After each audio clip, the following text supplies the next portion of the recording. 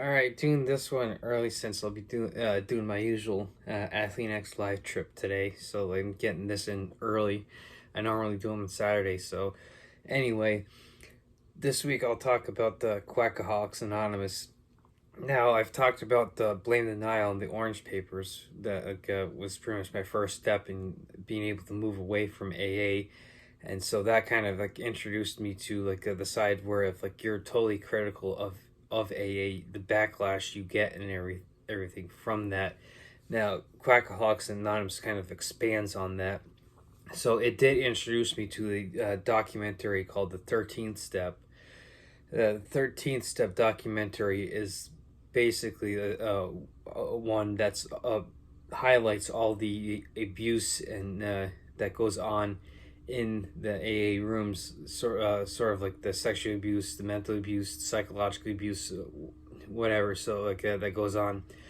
So it's easy for when you're first walking into AA, like with the abuse, that they people don't necessarily come out and say outright that like if you're on any drugs, especially like when it comes to like medication, that you can't be completely sober or clean.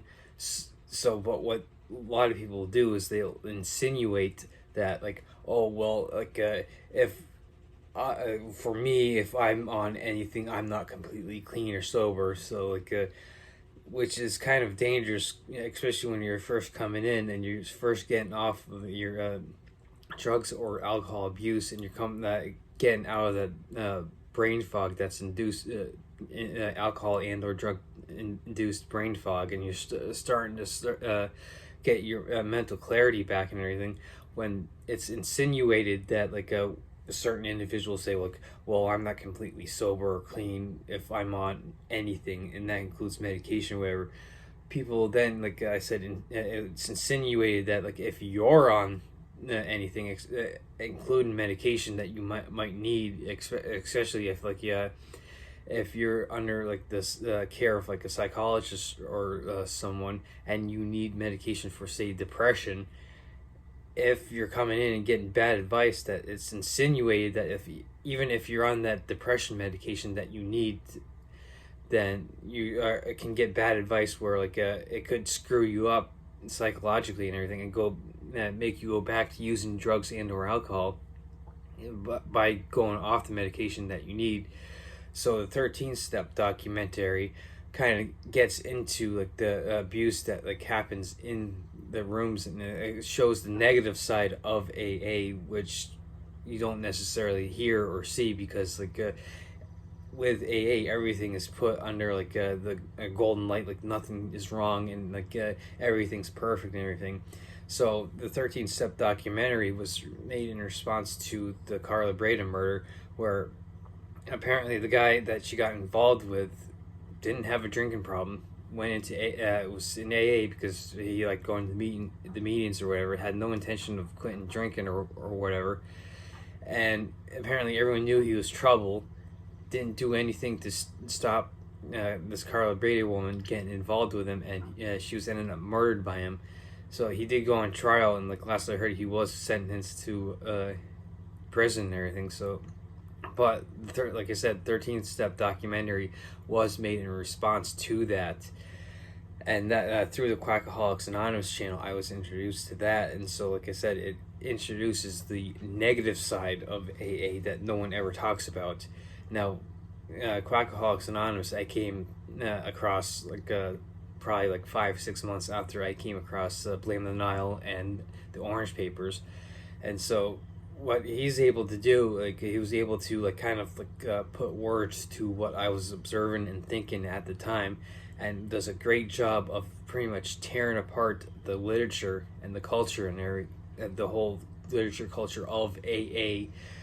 So like I said, AA tends to be put in this pedestal where like nothing's wrong, and everything's perfect, and with it, and, the numbers I came across with especially with the George Valiant studies, that AA pretty much only has like a 5% success rate. So it's one of those things where if you're doing a religious program to get your mental health straight, that's not necessarily the best way to go. So it's like we wouldn't necessarily send someone to the Catholic Church to get medical treatment for depression, or we wouldn't necessarily send someone to a Muslim mosque to get medical treatment for schizophrenia. We wouldn't necessarily send someone to a Jewish synagogue to get medical treatment for depression or any other mental disorders that are out there. So the question is, why are we sending people with alcohol and or drug abuse problems to a religious organization in AA? And so, like I said, Vic on Quackaholics Anonymous tears apart the whole the whole literature and culture of AA, and it kind of talks about like the negative aspects that like the 13th step documentary gets into. And so like it kind of like exposes all the negative aspects of the literature and the culture and everything. So like for instance, like with the praised big book of AA, there's been 4 editions, and the only difference with the 4 editions is the stories after the first 164 pages. And apparently the only reason why the stories were changed is because the people like either left AA or went back to drinking. And like you can't with AA you can't have any negative press and everything, because we gotta help people and we're saving millions and everything. So it's like with the 5% success rate through the George Valiant study, yes, eventually you'll get there. But I'm always big on like you're put when it comes to religion and or spirituality, doing that first and foremost to get for recovery from your drug and or alcohol abuse. You're putting the cart before the horse. So it's like getting a spiritual practice isn't necessarily going to get you a job to be able to pay your bills, to be able to keep the roof over your head, to be able to put food in the fridge, or get water and be able to provide for your basic needs and everything. So like I said, it's pretty much putting the cart before the horse. So with like a AA, you don't necessarily like want to do like the religious path first. You gotta kind of worry about getting yourself mentally and emotionally stable and everything. So like this is why things like in my view that like smart recovery are so much better, because you're using science and psychology and like the latest techniques to be able to get yourself straightened out. And when and especially like with Quackaholics Anonymous, like I said, he pretty much tears apart the whole culture and literature of AA and exposes why anonymous programs are pretty bad when it comes to like recovery. Because like in anonymous programs, you can pretty much get away with anything. It's like being able to put a mask on and go off and like do whatever and get away with anything. It's like it's the same thing like with coming online. You could sit here and make an anonymous account and just start trolling people and get away with it. So like it's it's pretty easy in an anonymous program, or like make an anonymous account online, to be able to in a sense get away with like criminal activity. So like that's why anonymous programs can be dangerous. Now there does beg the question, like is AA a cult or not? Quackaholics Anonymous does present the fact that like AA is a cult. Whether or not it is a cult is subjective, because it hasn't been put under the scrutiny to the point where it can be like, yes, with 100% proof it is a cult. Now it definitely can be presented a case that like, yes, it is a cult and everything, because like if you deviate from like whatever is in the literature and what you say and do, then like you're pretty much ostracized. Because like it's easy to get into the AA program and like to be able to get away like with the criminal activities that I said. So like for instance, like if I wanted to like take advantage of people in AA. All I would have to do is learn the lingo, learn the literature, and then go to meetings and just say all the right buzzwords and say all the right things and act the right way, and I could then sit there and be able to take advantage of people, whether it's sexually, financially, emotionally, or whatever.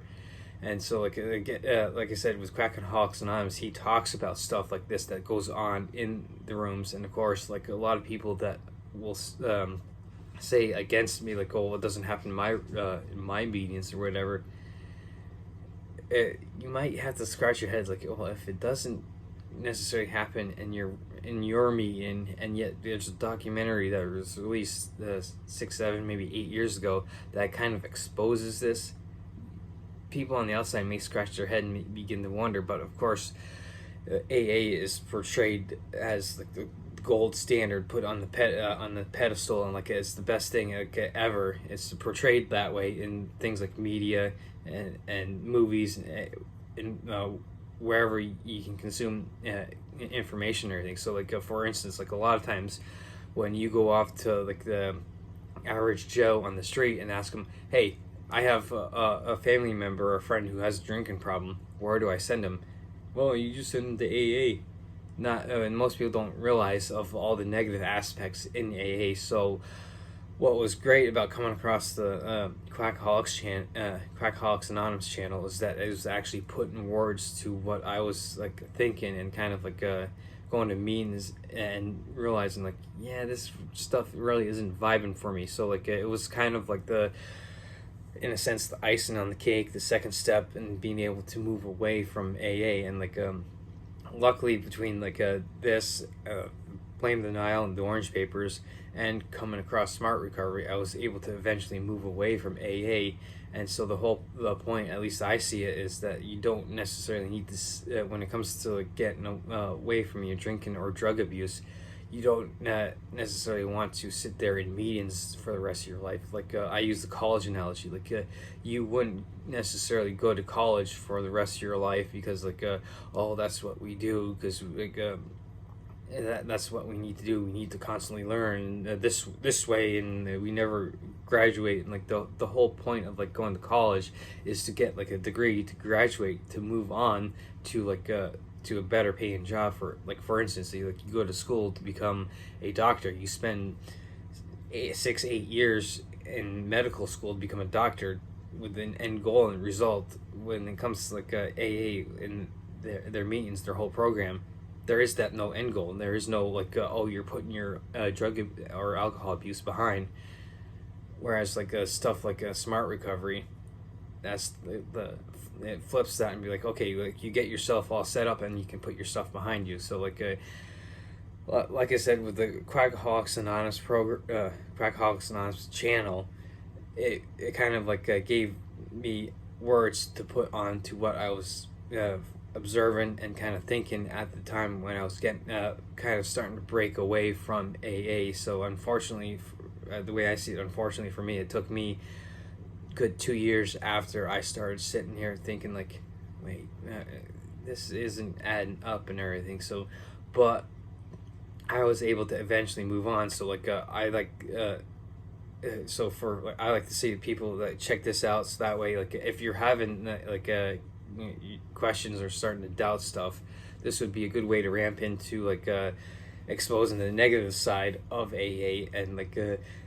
I'll reiterate that it's a good idea to check out things like the smart recovery that I'm into, but there's also reach out recovery, SOS, and there's other programs that are based on science and psychology, not a religious approach and everything. So definitely check out the Quackaholics Anonymous program, especially if you're looking to you're like me and you want to be able to move on with your life and get into the other programs and everything.